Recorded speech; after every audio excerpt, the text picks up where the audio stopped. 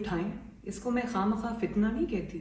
جو چیز آپ اس کی اٹھائیں اس میں سے سازش نکلتی ہے، تو ان کا اصل نام تو سازش خان ہونا چاہیے۔ اور آپ یہ بتائیں کہ آج جو لیکس آئی ہے اس میں لوگوں کو وہ کیا کہتا رہا؟ لوگوں کو کہتا رہا کہ ہارس ٹریڈنگ کرنے والے برے ہیں، اور لوگوں پہ جھوٹے ہارس ٹریڈنگ کے الزام لگاتا رہا، اور بند کمروں کے پیچھے وہ ارکان کی، اپنے ممبرز کی خرید و فروخت کی منڈیاں لگا کے بیٹھا رہا، اور لوگوں کو کہتا تھا کہ یہ شرک ہے، جو یہ کرتا ہے وہ شرک کرتا ہے۔ تو اگر یہ شرک ہے تو سب سے بڑے مشرک تو اس لحاظ سے خان صاحب خود ہوئے، اور سازش جو ہے یہ تو آج پکڑی گئی ہے نا۔ بات یہ ہے کہ سازش تو یہ ہمیشہ سے کر رہا تھا، کس کو پتہ ہے؟ پتہ نہیں ہے کہ 2011 میں اس کو کس نے لانچ کیا نواز شریف صاحب کے خلاف، کس کو پتہ نہیں ہے کہ دھرنے میں جو 2014 میں یہ لے کر آیا اس کے پیچھے کون تھا، کس کو یہ پتہ نہیں ہے کہ جب 2018 کا الیکشن تھا اس میں کیونکہ نواز شریف سے جیتنا مشکل تھا، نواز شریف کو مسلم لیگ نون کو ہرانا مشکل تھا، تو کس کو یاد نہیں ہے کہ کس طرح سے چن چن کے نواز شریف کے جو الیکٹیبلز تھے، جو ان کے وننگ ہارسز تھے، جو ان کے کیونکہ ظاہر ہے نواز شریف صاحب کی مقبولیت اس وقت اتنی زیادہ تھی کہ الیکشن جیتنا، ان کو پتہ تھا کہ نواز شریف صاحب کے ساتھ اگر فاؤل پلے نہ کیا گیا تو الیکشن جیت جائیں گے۔ تو آپ یہ دیکھو کہ کس کو وہ دن یاد نہیں ہے کہ کس طرح سے ایک ایک جو جیتنے والا ہمارا ممبر تھا اس کو اٹھا کر الیکٹورل فیلڈ سے باہر کیا گیا، کس طرح ان کو پتہ تھا کہ نواز شریف صاحب کے رہتے ہوئے یہ الیکشن نہیں جیت سکتا، تو کس طرح نواز شریف پر جھوٹا مقدمہ بنا کر، ان کو جھوٹے مقدمات میں الجھا کر، ان کو نہ صرف یہ کہ پولیٹیکل ارینا سے باہر کیا بلکہ ان کو جیلوں میں ڈالا، جھوٹی سزائیں دی۔ کس کو پتہ نہیں ہے کہ بلوچستان میں کیا ہوتا رہا، کس طرح حکومت بدلی گئی، کیا وہ ہارس ٹریڈنگ کے بغیر ہوئی تھی، کیا وہ شرک کیے بغیر ہوئی تھی، یا کیا وہ ارکان کی جو خرید و فروخت ہے اس کے بغیر ہوئی تھی۔ اس کے بعد جب سینٹ کا الیکشن تھا، بزنجو صاحب ہمارے کینڈیڈیٹ تھے، تو جو اپوزیشن تھی اس کے اراکین کی تعداد پوری دنیا کے سامنے حکومتی اراکین سے کہیں زیادہ تھی، اور آپ نے سینٹ الیکشن کا رزلٹ دیکھا کہ یہ سازش کر کے جیت گیا۔ پوری دنیا نے دیکھا کہ کس طرح وہ مائکس لگائے گئے، چھپا کے کیمراز لگائے گئے، اور کس طرح سے وہ اٹھا کے اراکین کو کنٹینرز میں بند کیا گیا، ان کو فون کرائے گئے۔ تو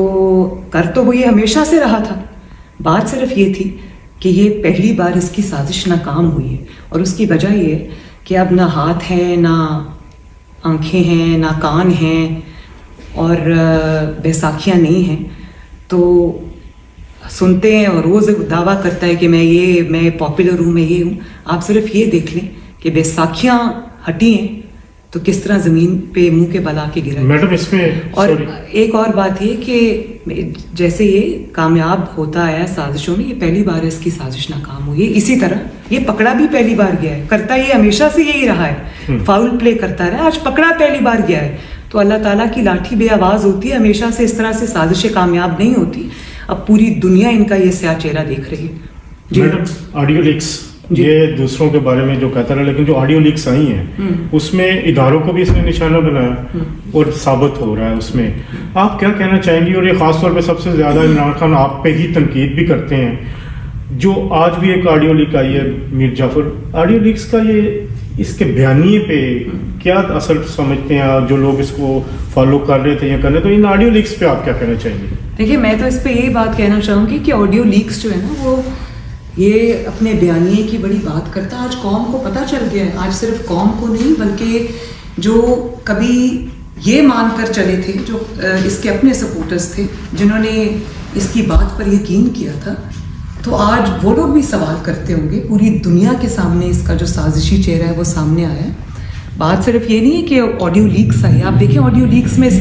آڈیو لیکس نے اس کے بیانیے کا تیا پانچا کر دیا، کیونکہ وہ ہر چیز جو اس نے بیانیے میں کبھی کہی تھی وہ سب جھوٹ تھی، وہ سب سازش تھی۔ چھانگا مانگا کا الزام لگتا رہا بڑا زور شور سے، چھانگا مانگا میں خرید و فروخت۔ اب جو نئی آڈیوز آئی ہیں اس میں تو 5 بندے خریدنے کا بالکل صاف و شفاف سنا جا سکتا ہے۔ تو اس حوالے سے ایک کیا کہے گی کہ جو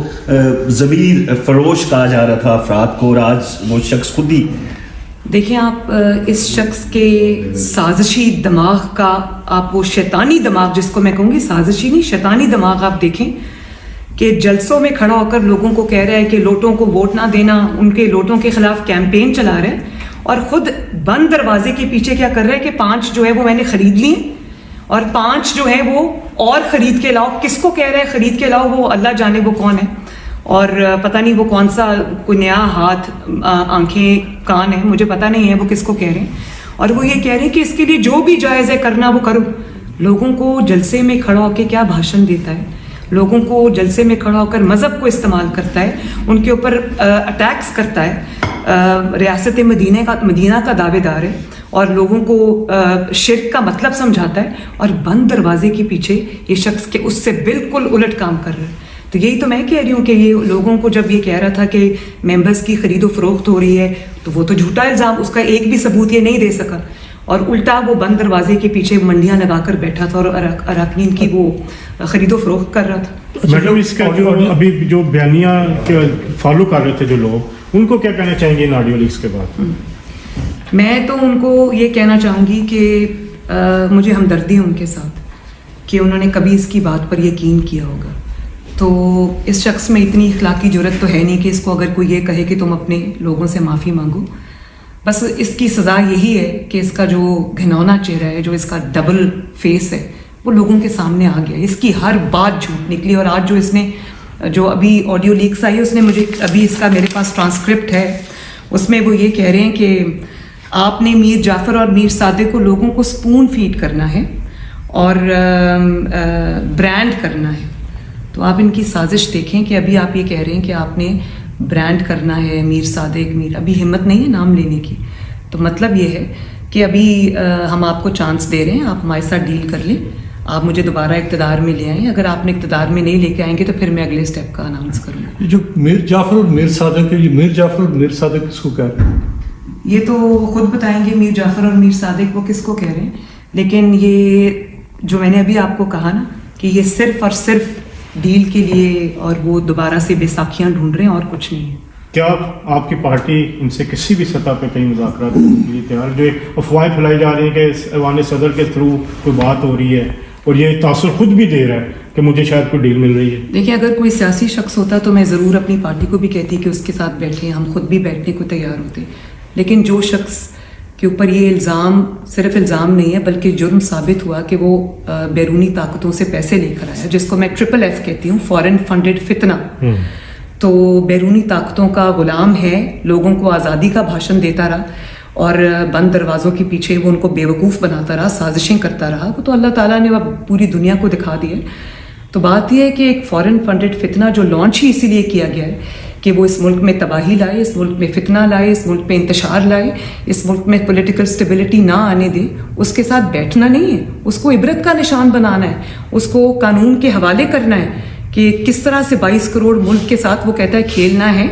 تو یہ کھیلنے کی اجازت اس کو ہم نہیں دیں گے انشاءاللہ تعالیٰ, اس کو قانون کا سامنا کرنا پڑے گا. Thank you.